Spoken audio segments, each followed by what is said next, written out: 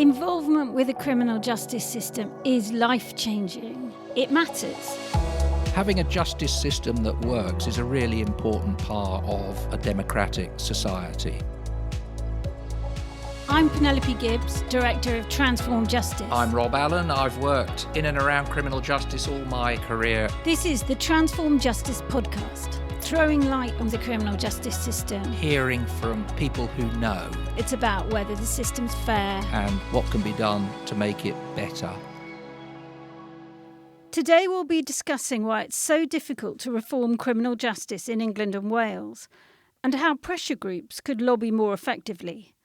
I'm joined by my co-host Rob Allen, Campbell Robb, Chief Executive of NACRO, and by Dr. Tom O'Grady, author of a research report on how politicians and their advisors think about reforms to the criminal justice system. The report was commissioned by the Better Justice Group of criminal justice charities, which includes NACRO. Rob, this report was actually written in 2023, and since then a lot has happened in criminal justice and politics. How are you reading the current government's appetite for progressive reform? Well, of course, since the election, they've been completely preoccupied with the prison capacity crisis, plus the need for the criminal justice system to respond quickly to the riots that we had over the summer. In the longer term, they've promised to do a sentencing review, which could potentially be quite important. Much, I think, depends on the scope of that and the direction of travel. Do they want to get even tougher, or are they going to try to do something different? When you say even tougher, you're referring to the response to the riots? No, I think generally in terms of the trend in sentencing in particular over the last 20 years. Their manifesto suggests a tougher approach to dealing with violence against women and girls. Whether that will be extended to other types of crime, I think, will be one of the key questions. Definitely very few details in the manifesto. Campbell, we've had a bit of this roller coaster, a bit of honeymoon to see James Timpson, one of us, in a ministerial role, then the riots and the response to them. How are you reading the situation? Well, I think it's a real challenge for any government coming in at the moment. Lots of us have been saying for a long time that the whole system is at breaking point. The government did the only thing it could do by having an early release scheme to try to take the pressure off the prison population. It's bought itself some time in terms of having a little bit of capacity and a little bit of space. Is what it does with that. What we've seen in the past with many previous governments is they've done something short-term and not made the long-term decisions. What we want to see and what we hope we'll see from this government now is that they'll make those longer-term decisions and not just kind of put off the problems again. I mean, yeah, agreed. The consistent message from Labour pre-election, in the manifesto and since, is that they're going to build their way out of it in terms of more prisons and a higher prison population. I think the popular decision is to build more prisons. The smart decision is not to build more prisons and put that money into the rest of the system and into diversion and to stopping more people coming into the system. And that makes sense financially because it's going to cost more to build prisons and less to keep people out of the system. So let's hope that maths works and that they've got the courage of the convictions and that Lord Timpson's got the ability to push the government forward in this area. There's a lot of ifs in that, but a lot is riding on the budget, I think, in terms of what we'll see happen and emerge in this policy area. Tom, in your research, you talked to people who'd worked as ministers and special advisors to Labour and Conservative governments. Was there much interest from them in reform? Yes, I think there was a lot of interest. I think with the caveat that these are all people who've worked directly in the justice sector, either for shadow ministers or for ministers for the most part, or have been ministers themselves or had some other role in Parliament. So these are people who are naturally interested in the area. Having said that, what we found across the board from Conservative and Labour affiliated people was a real desire for change. I think a real recognition that things are very, very bad and a real desire to see a greater emphasis on rehabilitation and a recognition that there are problems around sentencing.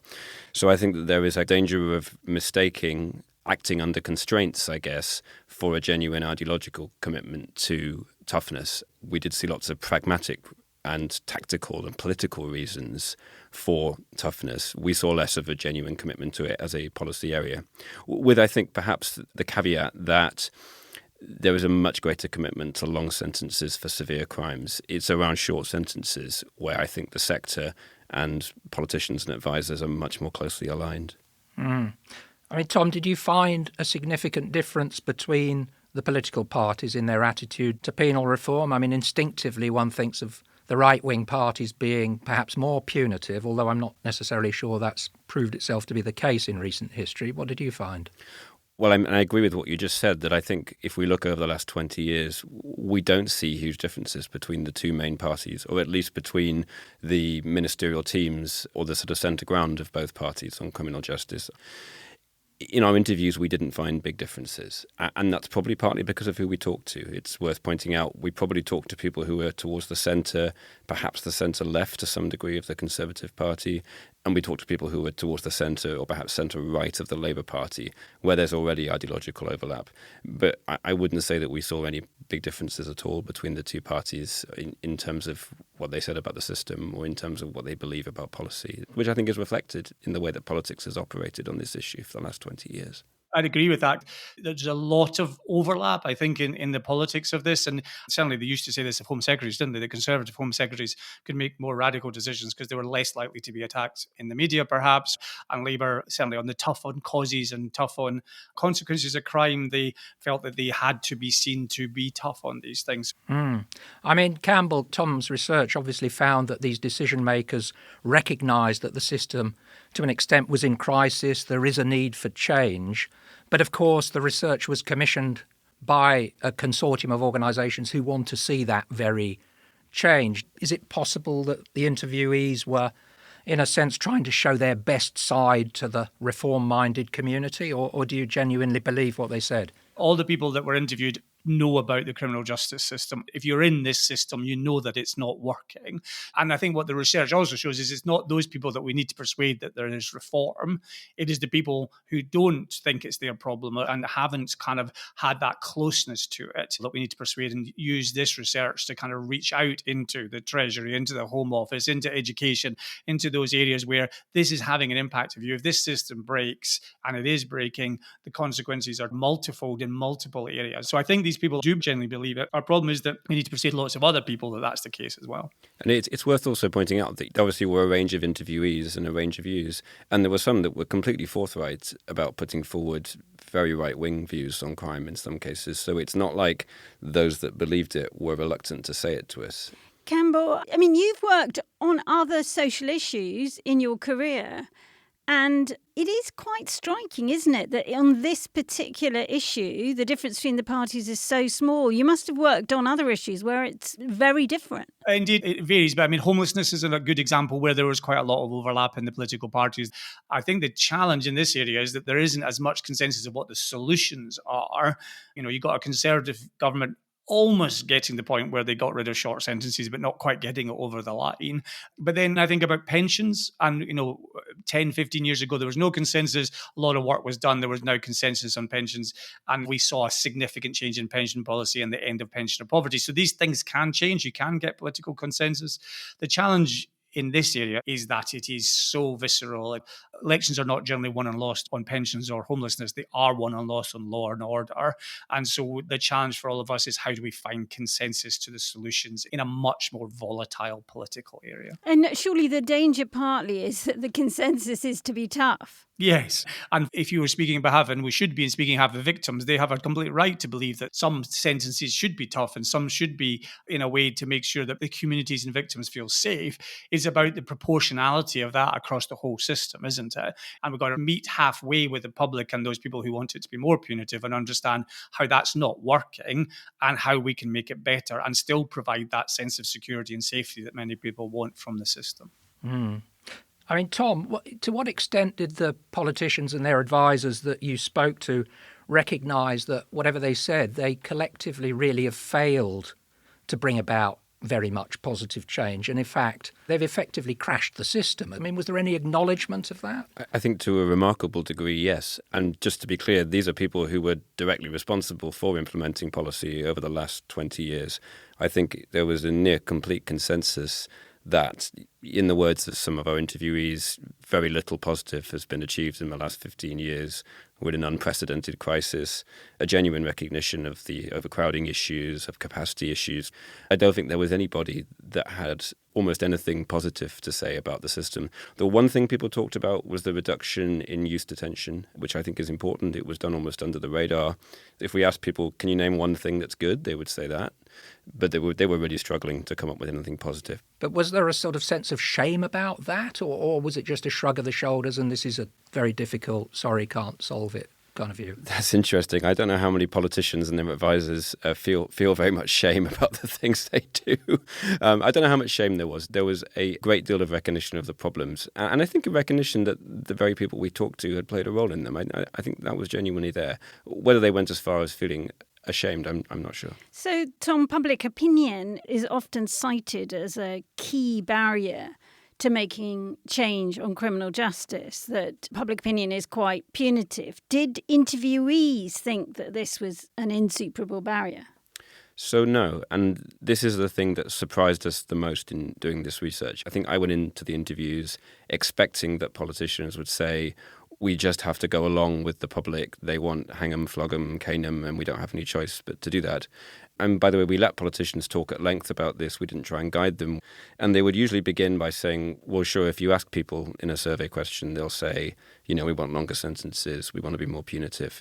But then if you engage in a conversation, you get a much more nuanced view. And a couple of things come out. One is that people tend to hold mutually conflicting views. They can, at the same time, think that the system should be more punitive and should be more rehabilitative. And in the eyes of the public, those don't necessarily seem like conflicting aims. And the fact that they hold these conflicting views means that it is possible for politicians and the media to shift public opinion or to work with public opinion by emphasizing particular ways of talking about criminal justice over others. And by the way, this is very much in line with the academic picture from public opinion on crime and punishment, where we find, for instance, that if people are asked to pass sentences on real cases, they'll often pass sentences that are actually shorter than the sentences that were passed by judges.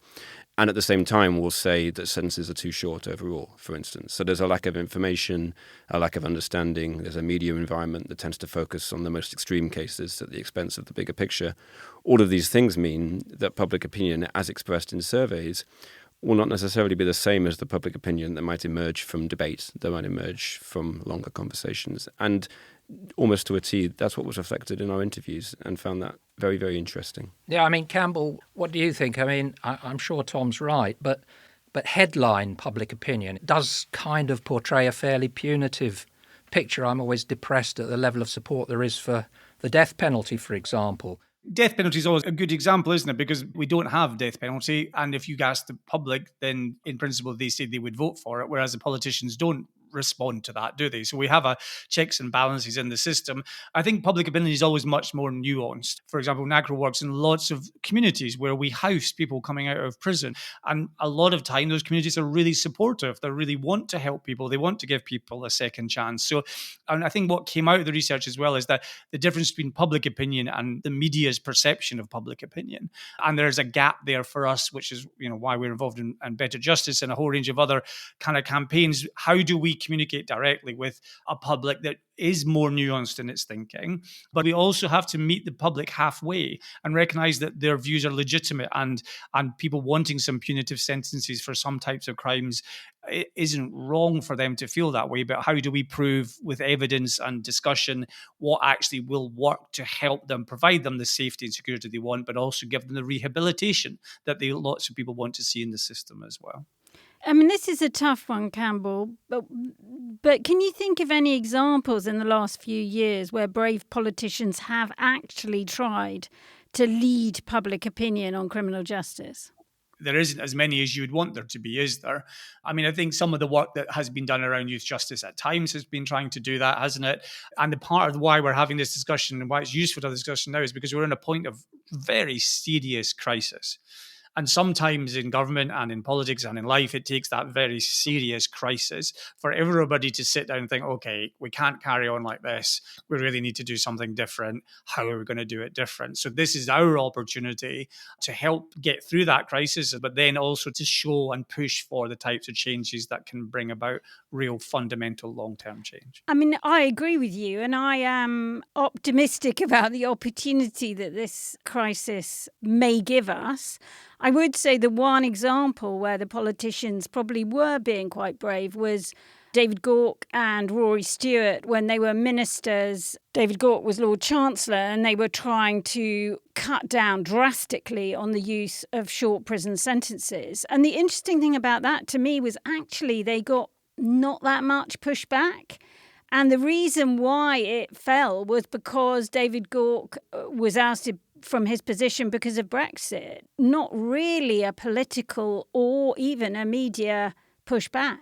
Yeah, I mean, I think the other example that's very pertinent today is Ken Clarke. So Ken Clarke was Justice Secretary from 2010, also tried to really push back on short sentences and actually kind of used the austerity crisis of the time as a means to make that argument. And I think was very successful at first and then was very clearly clamped down on by Number 10, by David Cameron and his advisors who started to fear the media reaction. There is clearly a similar opportunity now to use some of the cost constraints as an argument, and it'll be interesting to see where that goes. Yeah, I mean, those examples we've all talked about actually ultimately ended in not working. But I want to ask you, Tom, okay, so in principle, these politicians are saying, OK, we're not worried if things are unpopular, we're going to lead and so on. So what is the reason that they haven't done more? What has been the main challenge that they've seen to actually achieving anything? I think a couple of things. The media is a very obvious and important one. And I think when we asked people what they saw as the biggest constraint on more effective justice policy making, they would immediately talk about the media and indeed would sometimes very explicitly say the media is a bigger problem than public opinion. So the media's focus on cases that are out of step with general policy making, with extreme cases, the kind of hysterical tone of coverage that happens sometimes is really important. And ministers would say to us, former ministers would say to us, I sometimes felt like I was sentencing for the Daily Mail, that we were just extremely worried about what the reaction would be from the media, and that was driving a lot of what was happening. And we also heard evidence, indeed, that editors and journalists are actually calling up the Ministry of Justice and, telling them that they're going to run lots of stories about how soft on crime they are and what are they going to do about it. A few other things that came across. One is just that how high risk criminal justice policy making is as an area compared to almost anywhere else. That the Secretary of State for Justice is not just in charge of policy making, but is also in charge of the prison system. And there's an extreme fear of prisoner escapes, of prisoners released on parole, committing very serious crimes, and so on. The Justice Secretaries are just terrified of those kind of headlines, which drives a very, very risk-averse approach to policy making. It's much easier just to keep a lid on the system than it is to take reforms that might lead to those kind of headlines. Interesting, though, of course, ultimately they didn't keep a lid on the system and they've had to take the lid off. But did you have much sympathy with the politicians' view on this, or did you feel they were just being cowardly, really? I do have sympathy in the sense that I think it's not about the individual cases, but it's about how the individual cases feed into a narrative. And the narrative that they want to avoid is being seen as quote-unquote soft on crime. And we can criticize them all they like, but they exist within an ecosystem where the parties for the last 20 or 30 years have been trying to outbid each other on crime, and they've very clearly been egged on by the tabloid press in doing that. And it is very risky for them to appear softer on crime than the other party. I don't think we should fail to recognize that. So I think it's really about the narrative that can be generated from a series of stories, not each individual story that concerns them. Campbell, lots of campaigners on social issues find media coverage of their issue unhelpful, or sometimes unhelpful, or often unhelpful. Do you think criminal justice has it particularly bad? Right now, while we're recording this, we are in the middle of some of the most sustained media coverage of the criminal justice system in the 5 years that I've been directly involved with it, I would say. Because normally criminal justice, it only comes into the media spotlight when something bad happens, either a case or somebody escapes. What we've got now is a more interesting discourse because people are seeing the consequences of how broken it is. I think that one has to see media coverage as what it is. It's there, it exists. We need to work with it. We need to try and shape it. We need to try and take it on when we disagree with it. I think we're entering into a new period of the criminal justice system in the media where certainly it feels like there's a more nuanced, more subtle approach to a more understanding. There's talk about when early release is not just talking about the effect on victims, it's talking about homelessness. So I think there's opportunities within that media coverage to start to create a different dialogue. And that's what we have to do. And we have to be not scared to go into that media and to speak to the media that doesn't necessarily agree with us and kind of make that case and try to be heard in that space. So moving on to criminal justice charities, Campbell runs a charity, I run a charity, so we're implicated, I think. Your interviewees didn't exactly blame criminal justice campaigners for lack of progress, but they were not that positive about their influence. What were their concerns about the way that campaigning criminal justice charities had interacted with them? Well, some of these complaints are the kind of complaints that politicians would make about any sector. So they said, they're very negative. They just keep telling us what's wrong. Now, obviously, that's part of the job of the sector. So I don't think we should take that as meaning that the sector should stop saying what's wrong. But a lot of them said not just that they say what's wrong, but they don't offer solutions as well. They wouldn't have a short-term solution, for example, that can be taken to a minister. They wouldn't have a pragmatic solution that can be implemented quickly. And they felt that the sector would have more influence if the message about what's wrong was tailored with a pragmatic reform plan. I think the second thing was what they sometimes see as a degree of political naivety. So they would say, for example, that the constraints that they work under are not recognized, that people will offer solutions that are politically unpalatable, where the political implications haven't been sufficiently thought through, and that they would like to see less of it's immoral what's happening and more it costs too much and it's not working and it's not achieving what you want to achieve. So talk about public safety, talk about cost, talk about the ways in which the system can be made more effective. And I think more broadly, try to see the world a little bit more through the eyes of the politician. They would often say that being Secretary of State for Justice is the worst job in politics. Nobody wants it. It's like being under siege. It's like being at war all the time. They literally would use these metaphors of siege and warfare. So try to understand where they're coming from and think about how messaging can be tailored to the worldview or the constraints that they're under. Campbell, what do you think? Do you think that's a fair critique on the part of politicians? I think you worked for a while as a civil servant. I did, and worked for politicians as well. I think it's the easy thing to say as a politician, but it doesn't mean it's not sometimes true. Sometimes we need to be more pragmatic and more kind of focused on what solutions are doable. So as a sector, I think we need to be better at working together, thinking about the steps that we all can see. Most people would agree that a reform of short sentencing is a really good start. So how do we all work together to really think about what that looks like? We all have to give up a little bit on some of the things that we might want to see to get that started and get some momentum for change. That's the challenge for the sector, I think, in the next 6 months, year, 2 years. The voluntary sector, sometimes does really focus about the thing it wants to see and gets disappointed in those who don't agree with it or doesn't see the politicians being brave enough. I think we at times need to have more empathy for the politicians to understand the challenge that they face in doing what they do. That doesn't make excuse for them, but to understand the constraints that they work under and then try to push the politicians just a little bit beyond that so that we get movement and we start progress. Wide-scale change doesn't happen very often. And sometimes that will involve legal change, like the smoking ban is an example where you get instant, massive change. Most other policy change happens incrementally, slowly over a period of time. Tom, I mean, one concrete example in your research which came up was this question of electronic monitoring. So this tagging, so people don't go to prison, they stay at home, but they're on a curfew and this is monitored electronically, they wear a bracelet. And I think in the research, the politicians felt that generally the criminal justice voluntary sector was a bit sceptical and hostile to this, and they were disappointed. Was that their gripe? Yes, there was a sort of sense of like, oh, come on, guys, surely something must be good enough for you. That, look, they need something that they can present to the public and the media that will say, yes, we may be making some liberalising changes, but you're still going to be safe and we are still going to be keeping you safe with the policies we put in place. And they see tagging as just a really obvious way to do that because it's a more, in their eyes at least, humane form of detention.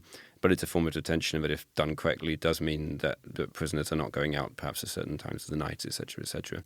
So they see it as very self-defeating, I think, if the only reaction to tagging is negative.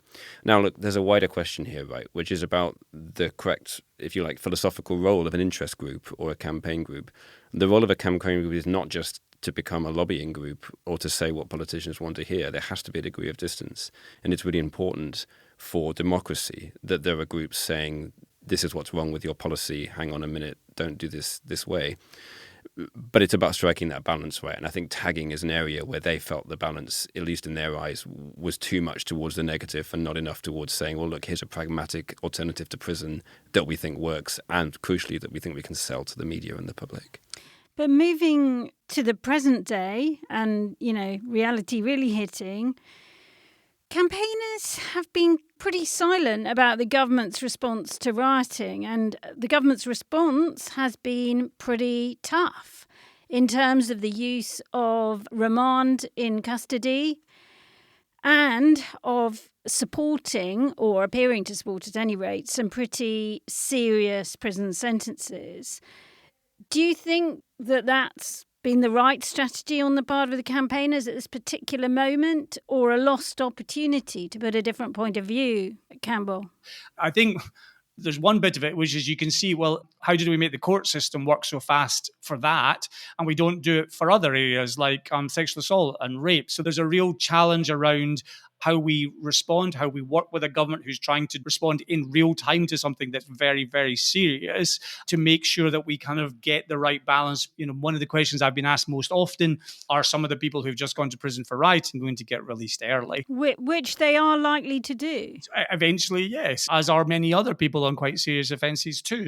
But also getting them out of the prison system and back into the community and doing some rehabilitation isn't the worst thing that could happen. We just need to work through and understand what that means. I mean, the thing that puzzles me a bit is that organisations that, generally call for and welcome a reduced use of prison are actually silent about what is a big increase in the use of prison for these rioting cases. And they're not even really very positive about this early release scheme, which means, OK, people are coming out after serving 40% rather than 50%. They're still serving longer than they were 10 years ago because the average sentence length has gone up.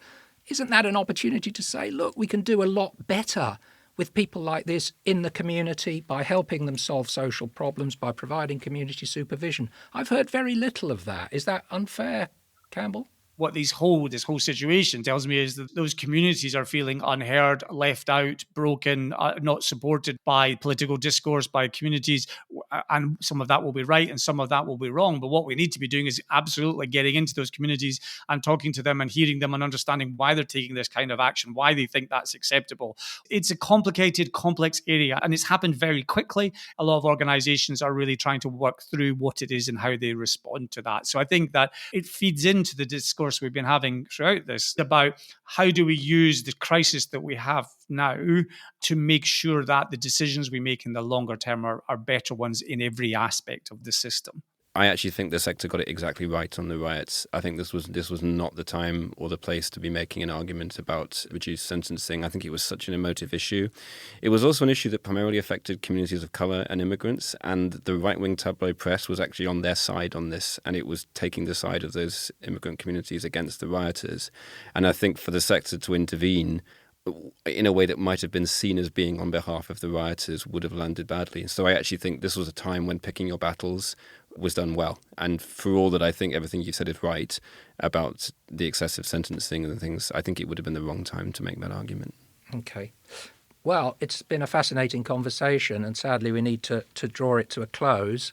We end these podcasts by asking each of you, if you were in a position of authority, say Lord Chancellor, how would you address the issue we've been talking about? So in this case, Campbell, how would you set about trying to change the rhetoric about toughness on crime?